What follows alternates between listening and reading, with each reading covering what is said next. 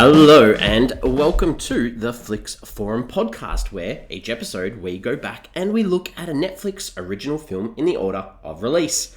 Today we have Netflix 203rd film from 2019. It's the Italian drama film The App. This is directed by Elisa Fuksas and it stars Vincenzo Crea, Jessica Cressy and Greta Scarano. I'm Jesse and I am writing solo for this one. So thank you for joining me. As always, if you wanted to know anything about The App or you wanted to watch it, make sure you go and do that before listening, because I am going to spoil this film as we talk about it. The big thing about this is our last 2019 film on the podcast. The podcast. It's taken us 17 months to get through the 2019 Netflix original film. So as of next week, we'll be into the 2020 films, which is super exciting. So this is our farewell to 2019, and we're looking forward to 2020 next week. But before we do that, we need to talk about The App, this Italian film. Fast Fix. Start off with a Fast Fix, a quick summary of what The App is all about. So this is a hotshot Italian actor who becomes obsessed with a dating app, even though he has all the family riches in the world and a pregnant girlfriend. So this is obviously one of those films that has quite a bit to say, or wants to say quite a bit. I'm going to try and touch on a lot of it. This is an international film, and as we often say with the international films, I couldn't find anything about this film online at all. Nothing at all. In Vietnam, it's called Love Apps, and that's about it. There's nothing else around. It was released on the 26th of December, 2019 on Boxing Day, made in Italy, mainly in Italian. Not many people have seen it either. If you look at online, you see Rotten Tomatoes, there's only 3 ratings. They're all rotten, so no overall percentage. The audience, there's less than 50 ratings, but I reckon this is one of the lowest audience Rotten Tomatoes ratings that I've ever seen. Sits at 4%. That's one number, 4. That is it. On IMDb, it sits on a 2.7 out of 10 on nearly 1,400 ratings. So again, massively on the low side. And then if you look at Letterboxd, it sits on a 1.3 out of 5 on nearly 1,000 ratings. So overall, super negative. So what am I going to think about it? My early thoughts, well, I mean, this film really had everything going for it. There's no reason why this shouldn't have been a good film. It's got topical issues. It's got a young, decent cast, pretty well performed. But it's all done so poorly. It's really hard to walk away and have any thoughts of this film other than disgust for what could have been. So unfortunately, I'm agreeing with a majority of what people are saying online. Not a big fan of this film. The characters, let's talk about the characters. So Nick is our main character. He works in LA. He's got this big role back home in Italy, and he's playing Jesus Christ. I mean, it's a little bit on the nose when we talk about the themes, but the idea of him playing the Savior, Jesus Christ, it's a very interesting thought and idea. He's got the perfect girlfriend. His dad's loaded. All these things that most people would be envious of. And they can't make it clear enough, though, that he's young and he just can't deal with these big life decisions, I guess, like with his dad wanting him to take his family business, or the fact that he's got a girl pregnant, and he just can't deal with any of these things. And he quickly derails and heads down this path of losing his mind through this obsession with this app. But as an audience, how can you really care for this guy when he doesn't seem to do anything other than spend time on his phone? So the care factor of these issues with him are very, very minute. Eva is Nick's girlfriend.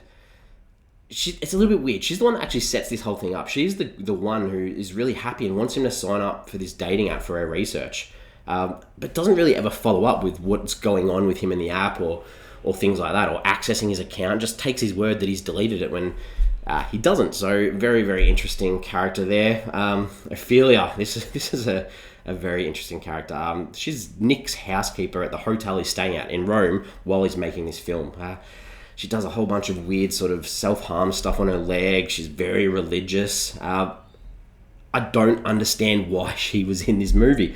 She's simply put in this movie to make the audience expect or believe that she's got some part in what Nick's doing with this app, but actually has nothing to do with the plot, the story, the events, apart from adding some of this religious context that a lot of Italian films seem to have, and add a bit of this theme and idea that goes in with Nick playing Jesus Christ. So weird character, just this real loose end that they want you to think she's got something more sinister happening, which isn't the case. Nick's got a little brother. His name's John. He idolizes Nick, even though he's constantly told by the parents that Nick's no good and not doing the right thing. So, I mean, sweet little character. And then Maria is the character that Nick is communicating with through this app. I'm not going to say anything else. Let's leave it at that, because if you are still listening and want to check this out, then go check it out. I will go a bit more further into that as we move on. The director for this one, Elisa Fuksas. 9 directing credits. A lot of documentaries, shorts. Her biggest film is one called Nina from 2012, which is another film that was set in Rome. Obviously loves the Italian surroundings and creating Italy as a character as well. So haven't seen any of that, but I'm not too... I'll probably check that Nina film out at some stage just to give it a shot. All right, scenes. This is where we talk about things that we like, things that we didn't like. Unfortunately, I'm going to ramble a bit when we get to the things that I didn't like. So start off with some good things. So I think towards the end of the film, Nick is celebrating his brother's birthday. And through this app and through this communication he's having with Maria, he gets this message with a photo from the party from the app, and he sort of loses it. It was cool. Added a bit of intrigue to the moment about what was going on. So I liked that. And I think overall, the aesthetic look of this film, the mise-en-scène and the fluoro feel throughout was really good. It added a really good creepy vibe to this film. So well done to the set designer on that one. Now I'm going to talk about things that I didn't necessarily like, because there's a bit. So the film, it starts with a lot of phone shots. So obviously this is about an app. This is about using a phone. I get that. But then it transitions to portrait mode and transitions in and out of that. It completely takes away from the film and any connection you might have with it. It just wasn't done well. It's weird to look at a big screen and just have a portrait mode of a phone with so much black surrounding it. Not cool. Then near the start, there's this scene where Nick is in the pool on the phone, using the app, talking to this girl, drops the phone in the pool as it starts getting a little bit racy. And then the next scene, he's got a phone in his pocket with more videos of a girl on it. I get that this guy is rich. Okay, maybe he's got multiple phones, but come on, please. Like that was really, really poor. I think as well, there's this scene where Nick is in the conference room of the hotel at the start, and it's sort of like this big sort of dramatic scene where he's on his knees, he's crying, his head's spinning, he's smiling while the music plays. And if this is a getting into the character moment scene for the film, then I need to rethink my love for movies, because this sucks. This isn't, if that's how actors and actresses get into the mood for a part, that was ordinary. Ophelia, we spoke about her before. She's got this big religious thing going, and she goes to her house, she takes her clothes off, she sits in her underwear reads a book on the bed, and that was it. I was like, what's that for? What did that add? Nothing at all. Nick's constantly on this app, and then in the middle of the movie, it randomly tells him that his trial period's up and he needs to pay. It was like laugh out loud. Like, didn't add anything to the movie. It was just like, cool, we're going to add it in, because that's something that apps do. So that was funny. There's a scene where Ophelia, she goes into Nick's room when he is at his parents' place and Nick's at his parents' place. Ophelia is in his hotel room in Rome. She manages to log into his laptop, knows his password, goes through his photos, and then somehow sort of, I don't know, disconnects the call because she didn't like what was going on due to her religious stuff, goes to this parade, and then the next scene, Nick's with his brother and his girlfriend on his laptop, not in Rome. I mean, if he's got 2 phones, like I mentioned before, and 2 MacBook Pros, this is ridiculous. Nick, there's this moment where Nick's sort of organised to meet this girl from the app at this park, and he's like running through the park, and there's like a random bunch of kids all dressed in the same thing doing gymnastics in the park. It just was so random. The second half of the film, there's a lot of these like point of view shots of Nick's face with the camera sort of strapped to his chest. It was just ordinary, really poor, didn't add anything to the film. Nick, this is funny.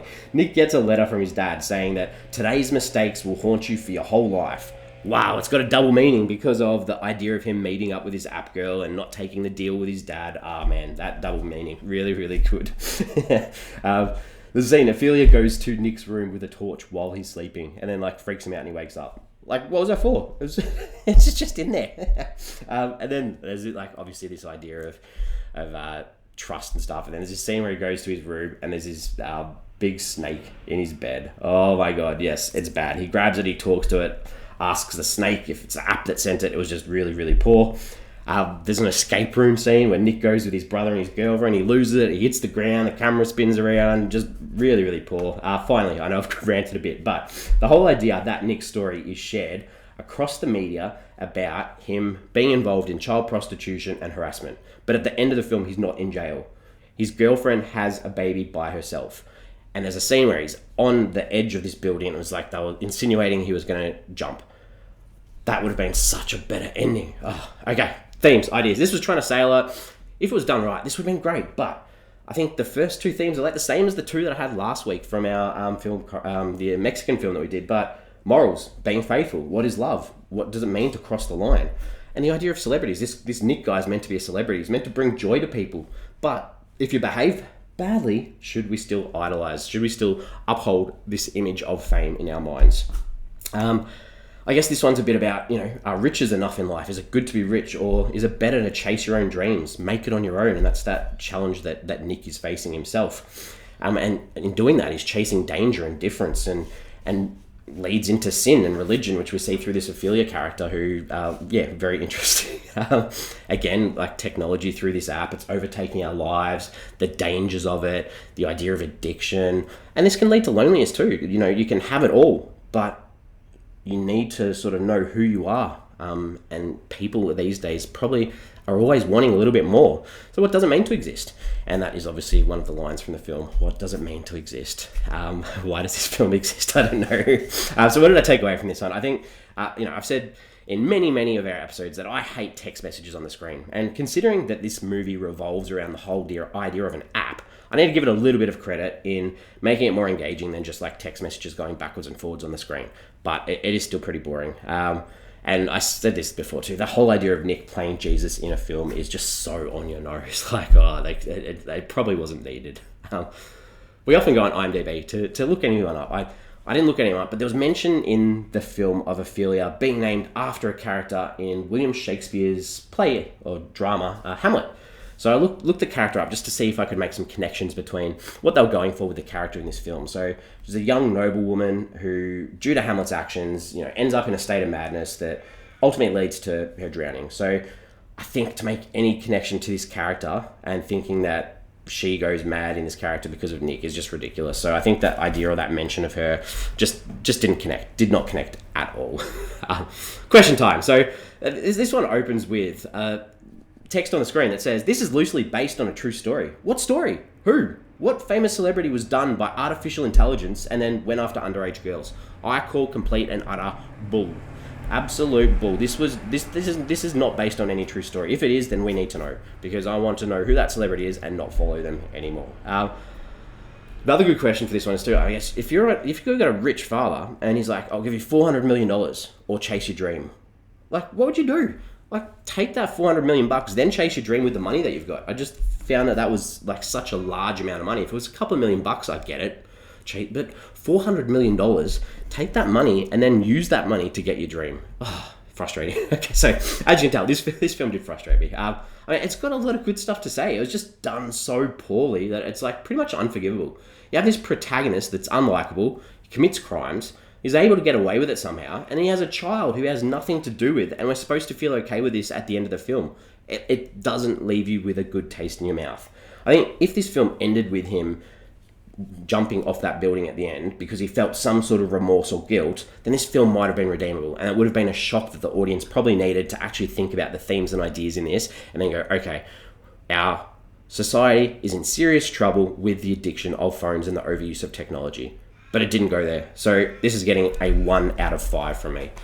Can't recommend it. Apologies. We're on socials. We've got Twitter. We've got Facebook. I wanted to ask, is there an app that you've deleted yourself? Is there an app that was too revealing of your location or reminded you of stuff or kept giving you notifications about certain things? Is there anything that you've deleted off your phone because you just couldn't deal with it anymore? I can't think of anything off the top of my head, but hopefully someone else can give me something. We're back next week. Next week, we are, and I'm pretty sure MJ will be back with me, we've got the 2020 Hindi language Indian anthology horror film called Ghost Stories. This is directed by Karan Johar, Dibakar Banji, Zoya Akhtar, and Anurag Kashyap. This is the third of the trilogy that we saw with Lust Stories that we did earlier on this podcast, and I think it was Bombay Talkies was the first one, which wasn't a Netflix original, but so the third of a trilogy where we've got 4 directors all doing a different segment of the film. So excited for that one. Hope you can jump on board, have a watch if you're interested, and we will talk about that one next week. As always, thank you for listening. Please don't bother with the film The App.